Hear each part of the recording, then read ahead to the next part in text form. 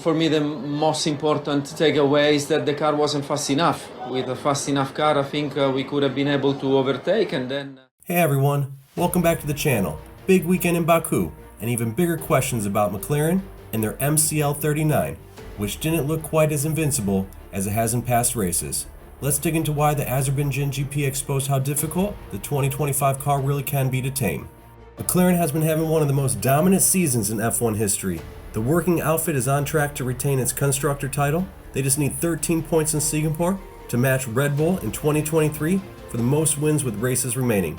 They've crushed the competition, over double the points of Mercedes, 12 out of 17 wins, including 7 1-2s.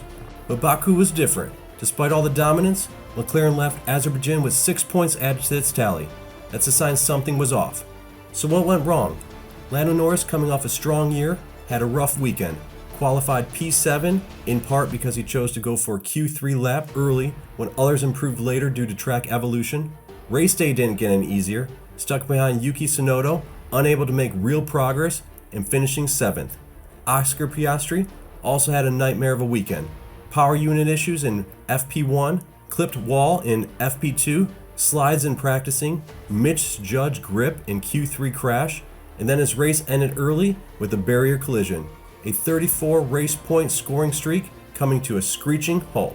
But here's what the team has to say. Norris didn't pull any punches when speaking to motorsports.com. We were not that quick, honestly. I could barely keep up with Tsunoda, and there are parts of the track where the Red Bull was just unbelievably fast.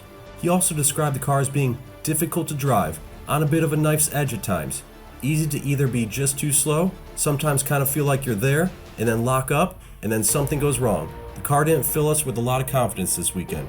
Norris goes on by saying, "The mistakes Oscar's made and I've made just prove it's not an easy car to drive still," he said. "It can be unbelievably fast at times, but places like here and other tracks, it can still bite you if you just give one step wrong.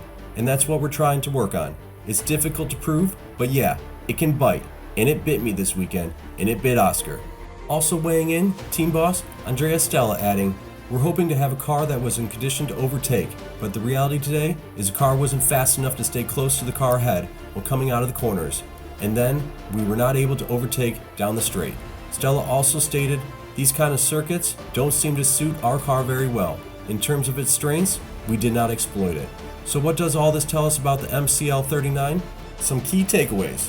The car has amazing pace in many conditions, but when grip is unpredictable, or when the circuit demands extreme precision, as in Baku, it's unforgiving. One small misstep, lockup. Misjudged entry, misread grip, and it bites.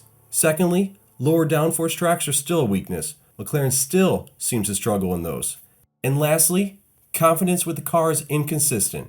They can hit moments of brilliance, but replacing them with mishaps, especially on tracks that push the limits in terms of cornering, aero, grip. That's still an issue. So what's next for the team? With 7 rounds left in the season, McLaren has some breathing room, but Baku serves as a warning. Dominance doesn't mean perfection. If Verstappen or any other rival has a great weekend, McLaren's margin for error shrinks. Questions McLaren should ask going forward? 1. How will they adapt the MCL39 for tracks less forgiving and what they dominated so far? 2nd, can they find a setup and consistency that lets their drivers push the limits without being just too slow or locking up, or something goes wrong? And thirdly, can Piastri bounce back without more damage to confidence? So there you have it. The MCL39, for all its brilliance, has shown its teeth, but Baku did not treat it kindly. It's fast, but fragile in some ways. And the rest of this season, well, that should be interesting. But we want to know what you think. Do you think McLaren can iron out these issues, or will the MCL39 continue to bite when conditions get tricky? Let me know in the comments below. And if you enjoyed this video, hit like, subscribe to this channel, and turn on the notification bells for more updates and analysis from the F1 Racing Newsroom.